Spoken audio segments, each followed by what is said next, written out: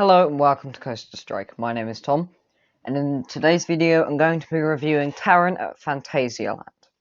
If you've watched this channel for much longer than a minute, or know me in any real way, then you'll know that I am obsessed with Taron. I first rode it when I was 10, and it changed my life.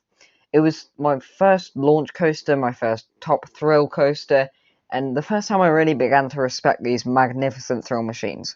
Honestly, this channel wouldn't exist if I had never ridden Taron. Taron's an Intamin multi-launch blick coaster and is located at Phantasialand in Brühl, Germany. Phantasialand is famous for their masterful and extreme theming, with possibly the most theming in the entire world, and Taron certainly does not disappoint. Its theme is that of a machine designed to transport energy from the area where scientists transform the Earth's energy from the basalt rockwork around the land. This machine is called Taron, which launches itself through the intense rocky terrain to get to Klugheim, the medieval village that the area of the park is named for and set in. To start off with, you leave the station and turn 180 degrees into a magnetic hold section. Here you wait for about 3 seconds before being shot off into the first launch. This, as I said, was my first launch coaster. I didn't even know they existed at this point, so I was so shocked when I shot forward at those speeds. The surprise of that moment definitely upped the experience.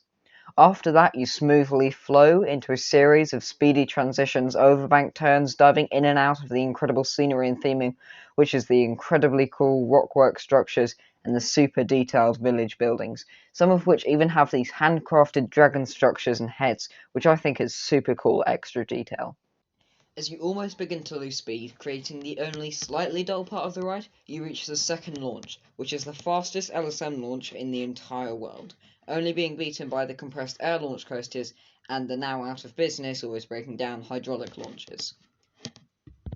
It shoots you out at 117 km per hour and sends you into the much superior second half of the ride. The second half is so forceful and intense as you are sent through a waterfall and up into the high point of the ride at about 34 meters. You then speed back down through twisted turns, sharp and intense transitions and more overbank turns, leading into the final brake run. This 70-second experience is the longest of its kind in the world, and the airtime that you get on this ride, mixed with the intense positive G-forces, the perfectly balanced laterals, and the way that those launches push you back into your seat, adds up to be one heck of an experience, really proving that coasters do not need to invert to be intense. The entire area around Taron is so heavily themed and immersive that once you step in, all you can think about is riding that coaster and remembering to get your axe sharpened. Seriously, the medieval theme is so good, I thought I owned an axe. If you ever have the opportunity to visit this incredible park, then take it and go, because it's truly an experience like absolutely no other. And you'll also be able to ride coasters such as Black Mamba, the most intense B&M I've ever ridden, or Fly, one of the coasters that could take Vekoma from a practical swear word in the coaster industry to one of the best manufacturers in the world.